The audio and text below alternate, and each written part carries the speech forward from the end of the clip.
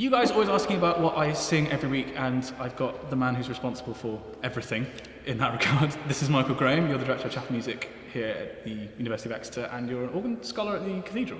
No, I'm a lay clerk. A lay clerk? Oh, you just got promoted, didn't you? Yes, I did. Yeah. So, what is Chapel Choir? What do we do? The Chapel Choir is formed of 24 scholars, and this gives us opportunity to have essentially two choirs.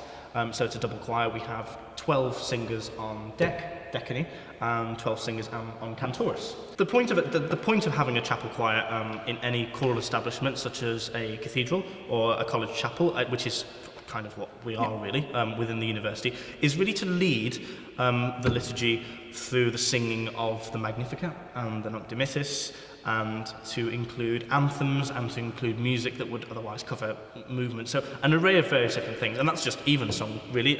We also sing Eucharist, which is to sing the Mass setting, the Gloria, the Sanctus, the Benedictus, and the Agnus, and the Kyrie, if we're in Advent or Lent. Obviously, it is a religious purpose that we're singing for, but not everyone in the chapel choir is necessarily Christian. No, not at all. No. The choral scholarship program is basically a way of, it's not just kind of, it's a bit more than just what we do here in the chapel. It's also an educational program for students that may come here and have had singing experience, or may not have had singing in a church or liturgical background experience, but have done kind of some singing and want to carry on with it and want to sing music kind of week in, week out, improve their sight reading. And then we don't ask people to, we don't just say, are you Christian, you can sing here. We ask people to be sensitive to the liturgy and to the worship that we're supporting, basically, and leading in our role.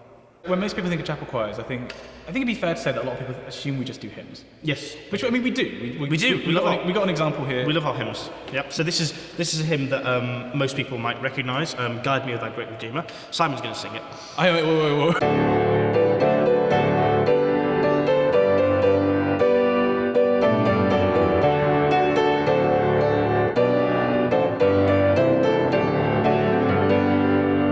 So we do that. We do hymns every week. But what we heard at the start was something, probably the meat of what we do every week, which is the Canticles. Yeah. So this particular version of the Canticles is unusual for what we sing in that it's a single voice, supported by other voices underneath. Yeah, there are many different settings of the Nunc Dimittis and Magnificat. The one we are looking at in this case is a setting by Charles Villiers Stanford, and it's his setting in G major.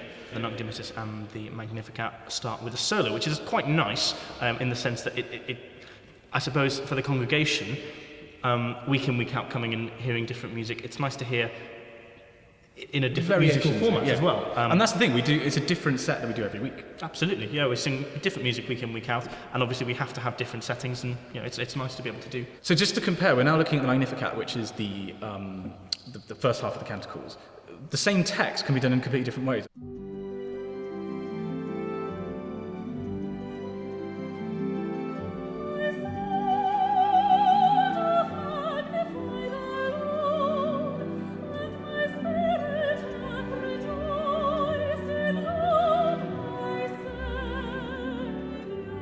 That was the setting by Stanford, which is for a solo voice, and here is now an example of the Stopford, which is different in texture, which is homophonic, and the choir sing basically the same thing all together.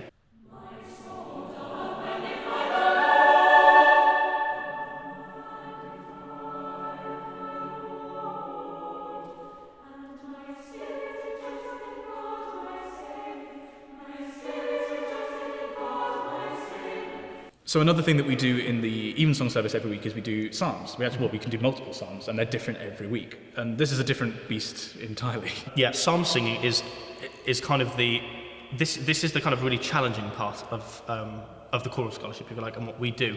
Some people have never seen psalms before, and I haven't. Well, so we actually do them to Anglican chant. So there's many different ways of singing psalms. You can have Gregorian chant, which is kind of, Lord, now lettest thou thy servant depart in peace, which is all to one melody. Or you can have them in four-part harmony, which is how we sing them here in an Anglican chant form, which this is the chant on this particular one.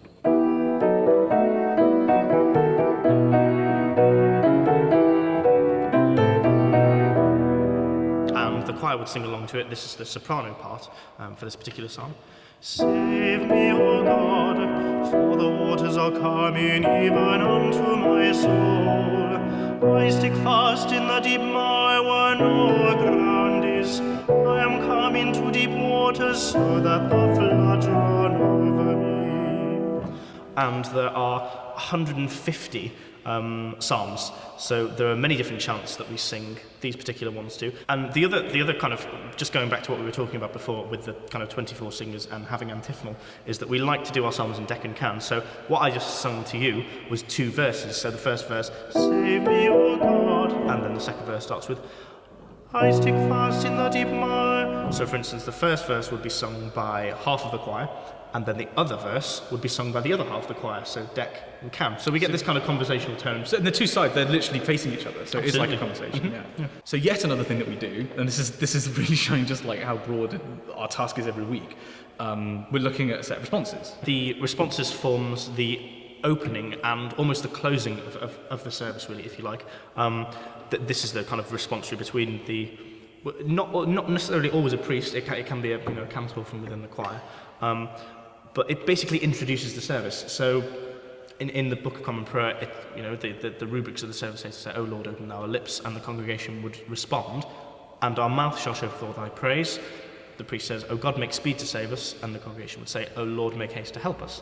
And as we were talking, what we were saying before was the role of the chapel of a chapel choir, or a choir in any respect, is to lead the service. So the congregation role becomes our role, respectively. So this is an example of one of the responses we sing. This is by William Smith, who was a 17th century composer, and this is more polyphonic in the kind of responses we can do. Again, like the Magnificat, there are many different settings of responses. So the priest would sing, O Lord, open thou our lips, and we would sing in 4-part harmony. This is the soprano part, for instance. And our mouth shall show forth thy praise. The priest will go on. O God, make speed to save us. O Lord, make haste to help us. And so on and forth like that. So moving then on to the other service we do. So we do Evensong every week, every Wednesday at 5 o'clock here. And that's different music every week. But we also do a Eucharist every other week. Which is a mass setting, is the vast bulk of that. The mass setting consists of the Kyrie, the Gloria, the Credo, the Sanctus, the Benedictus, and the Agnus. And this is all in Latin? This particular setting is all in Latin. You can get settings in English as well. There's many composers. There are also mass settings such as the Lennox, the Barclay Missa Brevis, which has been set in Latin, and you can get it in English as well. So this is the Missa Papa Marcelli, which is a good example of a polyphonic mass, one of my personal favourites by Palestrina, and yours as well, I think. And a lot's going on in here. It's soprano, alto, split tenor, and split bass. And when we say polyphony, what we're talking about is that each part isn't moving what we call homophonically, which is almost like hymnody, really. Be an example of a homophonic texture. In polyphony, each part really has its own melody and has its own time to shine, if you like. So the tenors kick off, sopranos come in just afterwards, and then the basses come in as well.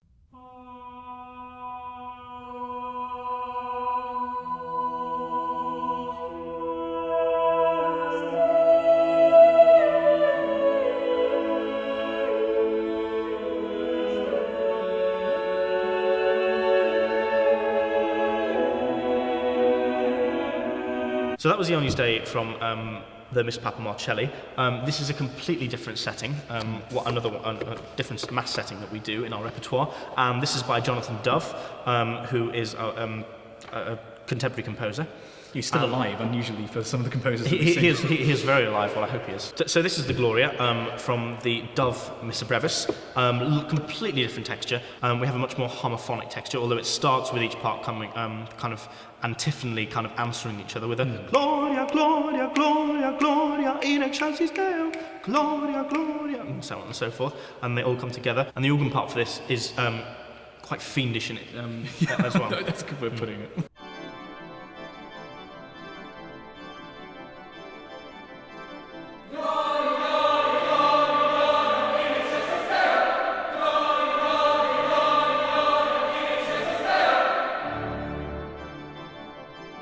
So lots going on, and the difference between this in terms of, it's a much more modern piece. Lots going on, not just within the choir parts and the organ part, but actually in the timing of the piece as well. So even with the mass setting, with all the stuff from Evensong, that still isn't everything we do every week. No. Because we still do anthems and motets. We anthems and motets. We also have introits as well. Oh yeah, Yeah, even more. introits. And one of the anthems we sing, or indeed as an introit as well, is Locust Estate, which is a piece by the 19th century composer Anton Bruckner, which means this place was made by God.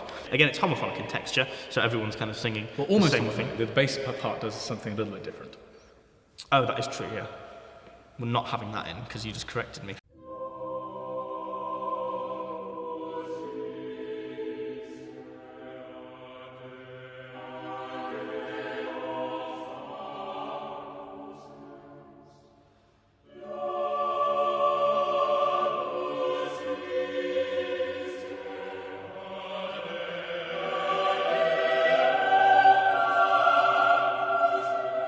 And this is different to a lot of the pieces you've heard actually in that it's unaccompanied. So, Yes, so it the is, mass yeah. set, the Palestrina was unaccompanied, but this is notably, it's a very quiet, very, very different in tone. If you've done, for example, the Duff, which is chapel choir at its loudest. This is us being very quiet and trying to be intimate. I guess, kind of to sum it all up, what is the chapel choir all about? Our primary function is to serve the chapel, which is to support the liturgical services, which is Evensong, Eucharist, and any other feast day services that we might be singing for. Alongside that, however, we are also a fully functioning concert choir.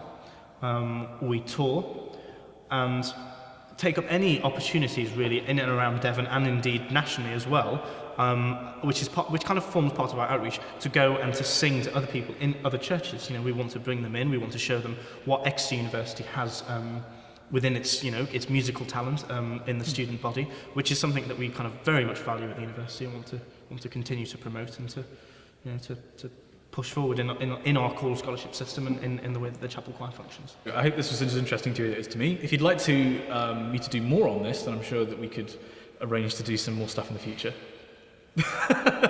Yeah, definitely. I mean, well, I'd quite like to maybe do a video getting like a quartet together from the choir, maybe just doing examples of a few pieces. That'd be nice. We can do that. So if you'd like that, then do all the classic YouTube things like commenting and liking, and hopefully we'll see you back from here quite soon.